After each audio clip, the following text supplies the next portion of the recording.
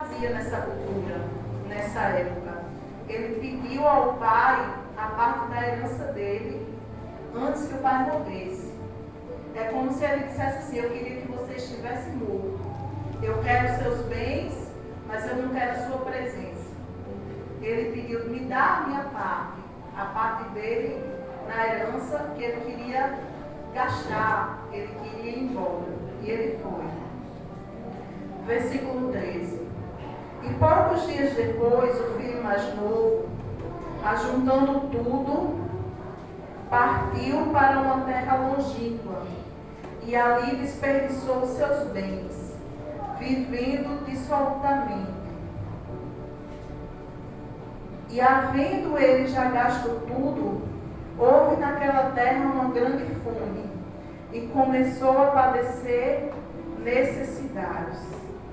Ou seja, o rapaz que tinha querido sair de casa, e eu acho que queria liberdade, estar longe dos olhos do pai, longe da vista do pai, queria fazer o que ele bem entendesse, levou a sua herança e ele viveu dissolutamente. Dissolutamente quer dizer regaladamente. Ele viveu esbanjando. E de repente ele se viu sem nada. Ele passou a padecer necessidades. Então, quando a pessoa se afasta do pai, Jesus estava falando desse pai para falar de Deus como pai. Quando a pessoa se afasta do pai, mesmo que seja buscando a liberdade, isso não vai dar em liberdade, isso vai dar em necessidade, vai dar em prejuízo para a pessoa. E assim esse jovem estava vivendo ali agora uma realidade muito triste, porque ele desperdiçou tudo que ele tinha. Tudo que ele tinha, agora ele já estava longe da casa do pai, ele estava longe do amor do pai dele, ele estava vivendo ali, colhendo aquilo que ele estava plantando, que era se distanciando do pai dele. E muitas vezes a gente também faz isso. Eu quero a minha liberdade, eu acho que eu posso andar por mim mesmo, eu sei tomar boas decisões, eu sei o que fazer. E aí você se afasta do Pai, você se afasta de Deus. E isso não vai dar num lugar bom, irmãos. Às vezes a voz do próprio inimigo dizendo: não, mas para que você dar ouvidos à palavra? Mas para que você buscar a orientação de Deus? Você sabe o que fazer, você consegue, você sabe sozinho. E isso é para dar um péssimo lugar, como esse jovem que começou a padecer necessidades. No versículo 15. E chegou-se a um dos cidadãos daquela terra, o qual o mandou para os seus campos, a apacentar porcos. E desejava saciar o seu estômago com as bolotas que os porcos comiam, porém ninguém lhe dava nada. E tornando em si, disse: quantos jornaleiros do meu pai têm abundância de pão, e eu aqui pereço fome. Levantar-me-ei e irei ter com meu pai, e dir-lhe-ei: Pai, pequei contra o céu e perante ti, já não sou digno de ser chamado teu filho, faze-me como um dos teus jornaleiros. Então ele caiu em si. E como é bom quando a pessoa cai em si, quando a pessoa acorda, desperta. E é isso que Deus quer que a gente faça, que a gente desperte, que sem Ele a gente não chega a lugar nenhum. Sem Ele não há direção. Sem Ele não há sabedoria para que você saiba o que fazer e para que tome decisões acertadas. Por isso que o jovem, ele acorda, ele diz: eu aqui passando fome, desejando comer as bolotas dos porcos, e os servos do meu pai, que não são nem filhos, mas têm abundância de pão. Então nós temos que acordar para despertar que o povo de Deus é um povo abençoado. E nós também devemos desejar ser esse povo de Deus, esse povo abençoado. Amém? Amém. E aí ele diz: e levantando-se, foi para o pai. Quando ainda estava longe, viu seu pai, e o pai se moveu de íntima compaixão, e correndo lançou-se ao pescoço e o beijou. E o filho disse: Pai, pequei contra o céu e perante ti. Já não sou digno de ser chamado teu filho. Mas o pai disse aos seus servos: Trazei depressa a melhor roupa e vestiu, e ponde-lhe um anel na mão e alparca nos pés. E trazei o bezerro cevado e matai-o, e então comamos e alegramos. Então, quando o pai viu ele, o pai se moveu de íntima compaixão. Foi na mesma hora. Deus, ele não está com um chicote na mão para esperar você voltar. Amém? Deus não está com um chicote na mão. Deus não quer receber você apenas como empregado. Deus quer receber como filho. Amém? E ele não estava com um chicote na mão do pai. Quando ele viu o filho, ele se moveu de íntima compaixão. Ele se moveu, ele sabia o quanto aquele jovem estava perecendo longe da casa dele. E Deus também sabe o quanto a gente perece quando a gente se afasta. Porque às vezes fisicamente a gente se encontra na igreja, mas o nosso coração está distante. E a gente começa a sofrer, porque está longe do Pai. Mas se você voltar, Deus ele está perto, ele não recebe a pessoa com um chicote, mas ele recebe com íntima compaixão, amém? E aí ele mandou que trouxessem para o filho a melhor roupa, vestiu e pondo um anel na mão e alparca nos pés. Porque quando a pessoa não tinha sapato, isso significava que ela era escrava, que ela era serva, mas o sapato tinha uma importância muito grande naquela época. O anel era um símbolo de autoridade. Então aquele jovem ele recupera a autoridade, a liberdade. Tudo isso ele recupera quando ele volta para o Pai. Amém? E é a mesma coisa que Deus quer que o povo dele recupere a liberdade. Que recupere a liberdade de dormir uma noite inteira. Que recupere a liberdade de poder estar bem, de poder estar tranquilo, de poder estar em paz. Amém? Tudo que longe dele você não conseguiria. Ele quer que você recupere a autoridade de mandar o mal embora, a autoridade de repreender os demônios, a autoridade de repreender as coisas ruins que se levantam contra a sua vida, que se levantam contra a sua família. Todas essas coisas Deus quer fazer. Deus quer que você receba de volta. Em nome de Jesus. E o pai manda matar o bezerro cevado, para que comam e se alegrem. Amém? Então, o bezerro cevado, ele só era morto em ocasiões especiais. Eles deixavam lá o bezerro engordando e só quando havia alguma ocasião especial era que esse bezerro era morto. Mas ainda sobre o filho pródigo, eu quero que a gente veja 2 versículos sobre o amor do pai e a gente vai passar para essa outra parte depois do filho pródigo. Marca aí e vamos em Isaías 55:7. Olha o que é que...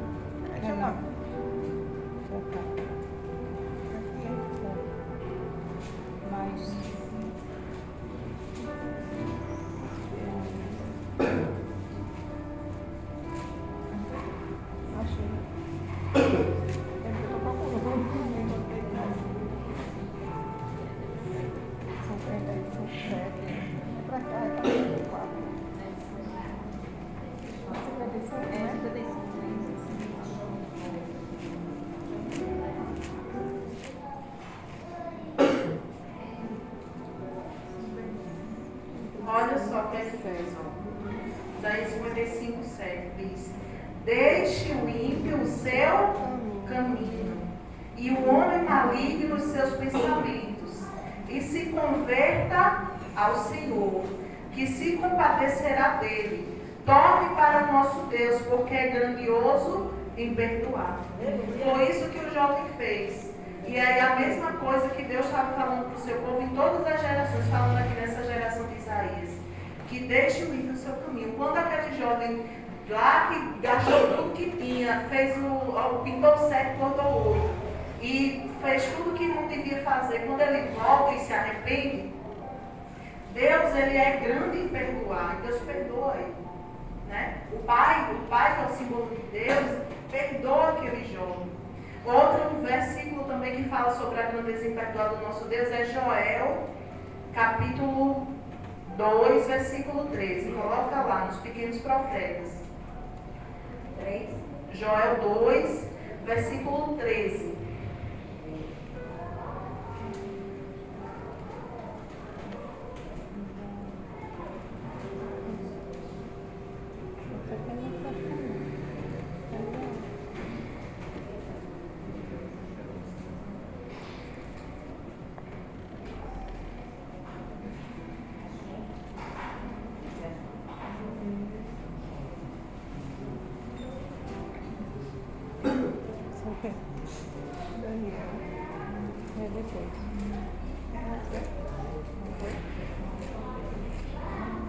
Joel 2, 13. Acharam?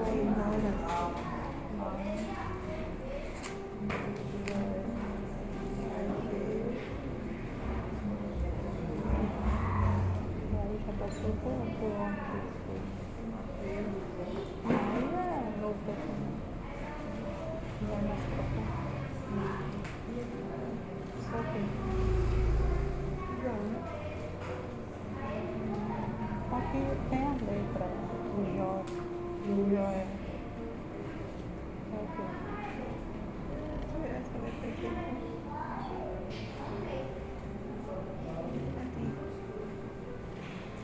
Joel 2, 13. Diz o quê? Esse é João. Achou? Não. Joel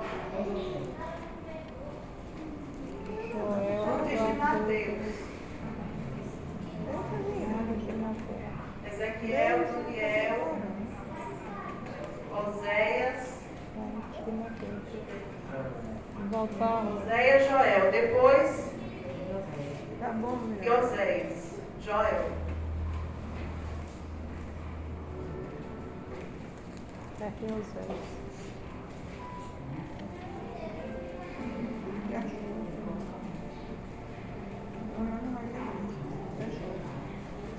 Joel 2, versículo 13. Versículo 13. Diz assim: e rasgai o vosso coração, não as vossas vestes, e convertei-vos ao Senhor vosso Deus, porque Ele é primeiro misericordioso, compassivo, tardio em irar-se, grande em benignidade, se arrepende do mal. Então Deus é tardio em irar-se, Ele se arrepende do mal. Se alguma coisa de ruim acontecer, já não vai mais. Ou seja, aquele jovem, quando ele se converte, quando ele volta, ele se converter, ele muda a direção da vida dele, o Pai recebe ele. Porque o nosso Deus é grande em perdoar, porque Ele é compassivo, tardio em irar-se, grande em benignidade, é a vontade de fazer o bem e se arrepende do mal. Amém? Então, por isso que ele voltou e deu certo ele voltar. E para nós também, irmãos. Agora, 1 de João, capítulo 3, versículo 1. 1 de João, lá perto do Apocalipse.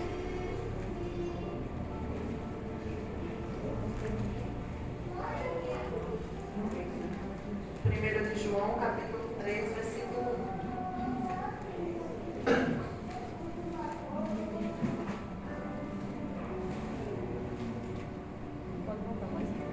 Mais pra frente. 1 de João é lá atrás, já é perto de Apocalipse. 1 de João, capítulo 3, versículo 1. O que é que diz na sua Bíblia? Vede quão grande amor nos tem, achou? Vede quão grande amor nos tem concedido o Pai, que fôssemos chamados filhos de Deus. Por isso o mundo não nos conhece, porque não conhece a Ele. Ou seja, aquele jovem não ia ser mais um jornaleiro na casa do Pai. Não ia ser mais um servo, ele ia ser um filho. Porque esse é o amor que Deus nos tem concedido, de sermos chamados filhos de Deus. Amém? Diga, Deus é meu Pai. Deus é o nosso Pai. Amém? Glória a Deus. Então, por isso que ele recebe ele, dando um anel de autoridade, colocando as sandálias da liberdade nos pés dele, vestindo ele tirando dele toda a sujeirada que ele tinha vivido ali naqueles dias que ele tinha passado distante. Amém? Vamos voltar agora para a história, Lucas 15, versículo 11.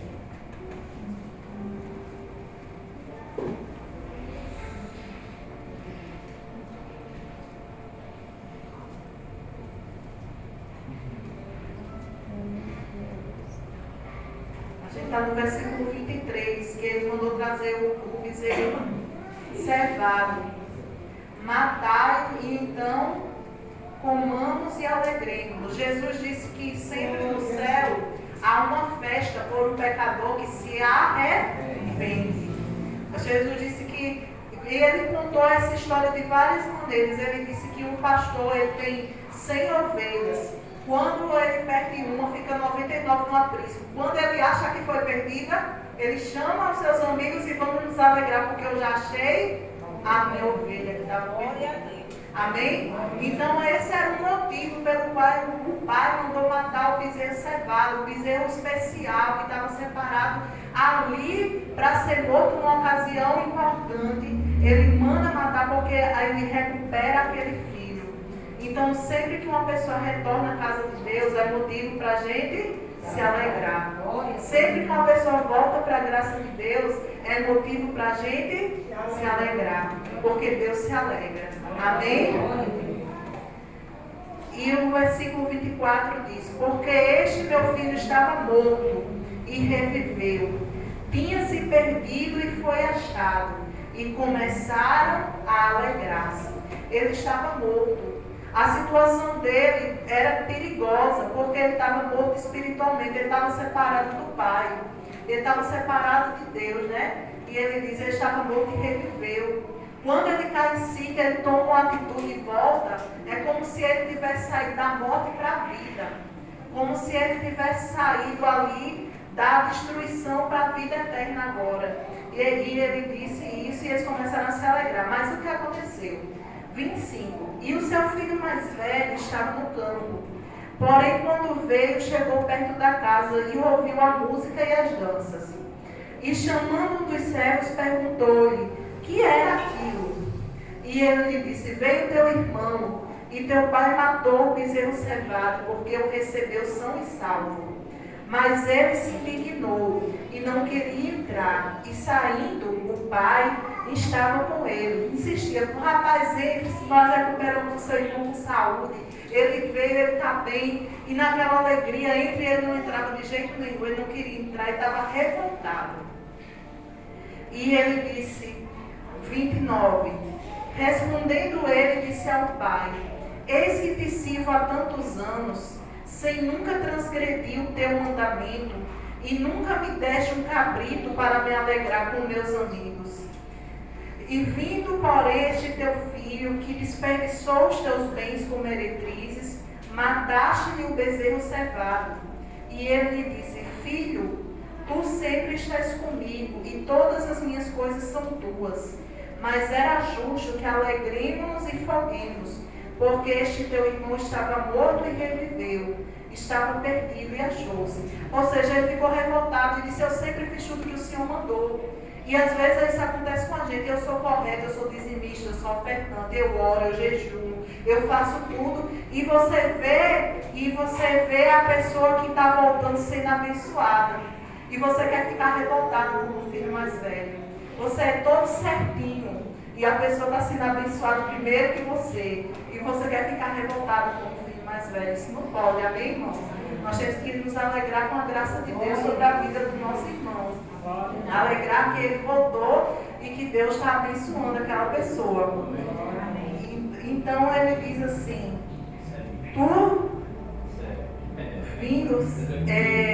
então ele diz: era justo alegrarmos e folgamos, porque este teu irmão estava morto e reviveu, tinha se perdido e foi achado. Então se alegre com o filho pródigo, se alegre com o filho que volta. E se você é o filho pródigo, se você se sente distante, volte, porque o nosso Deus é Pai e Ele lhe recebe como filho. Amém? Amém. Em nome de Jesus, vamos orar, vamos responder a palavra de Deus em nome de Jesus Cristo.